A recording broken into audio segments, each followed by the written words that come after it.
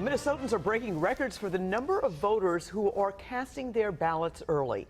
As of Thursday, the Secretary of State says more than 415,000 Minnesotans have voted via absentee.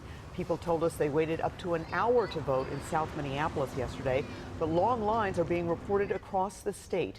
Will early voting make a difference? Yeah, this is pretty amazing to look at. All of these people, we have busted all of the records in Minnesota because of the new laws on early voting and absentee voting. Does it make a difference? I think it will. I think it will. Democrats are counting on this. They say that they're up on the voting here in Minnesota and also around the country. Hillary Clinton needs a surge in Latino voting. She's getting that in other states. She's getting it big time. Yeah. Listen to this number that I read about in Florida today. 6 million early votes cast in that state. 1 million of those are Latinos. That's an increase of 75% from the last presidential election. That is remarkable. So that's good for Hillary Clinton, yes. And the African-American vote for Hillary Clinton is down a little bit from 2008 and 2012 with President Obama. So, you know, there's a little bit of an offset for Donald Trump. There are some favorable trends, I think. Well, I think if you look at the Electoral College, I think that is something that's certainly favorable. Yeah, absolutely, absolutely. Right now, because Clinton is probably has to hit all of these states. She's looking at Florida, she's looking at Ohio, Pennsylvania. We're all looking at that. North Carolina, those are very, very big states that she's got to get. That's one of the reasons that Donald Trump has to win he has to win all of them. Right. She only has to win one of those. And actually, this version of the electoral map has changed within the past few hours, showing another boost for Hillary Clinton. This is the key thing. Very much so. It's not the popular vote, folks. As I said before, ask President Gore. It's about who wins these states.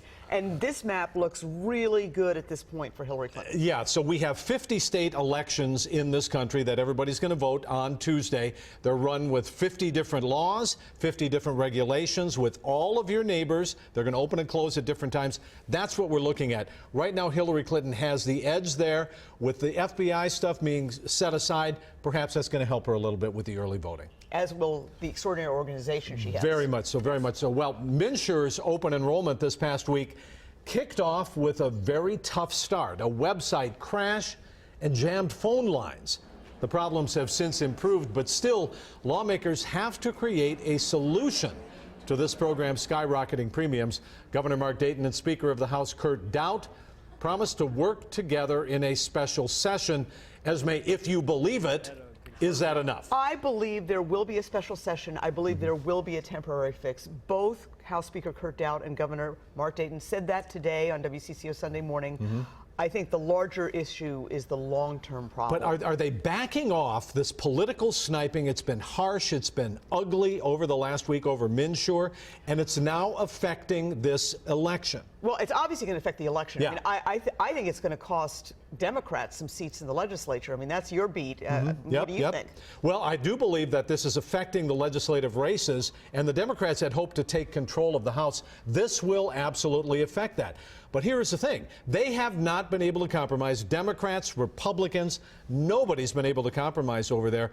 Now people are in real trouble. There is a catastrophe in some people's words. There's an emergency, certainly. Are they going to do what's right for the folks who need the help? I think they have to because of what they said last Monday, coming out of the governor's mansion together. And if they don't, I think it'll cost both of them. I mean, Governor Dayton and especially House Speaker Kurt Daudt, who obviously has ambitions to run for governor someday or higher office, said that he will stand by the governor, that this is not a time for finger pointing. I think you have to look at that and say, take him at his word. And if that doesn't come through, maybe he'll get pulled back from his caucus. Yeah, again, I don't know. I'll believe it when I see it. But here's the thing. On November 9th, Hillary Clinton or Donald Trump will be president. And is this going to continue all of this harshness that we've been seeing, all the ugliness, the toxic nature of politics? Well, yes, that's going to continue. What happens next year in Congress, that's the longer-term fix. That's up in the air. All right.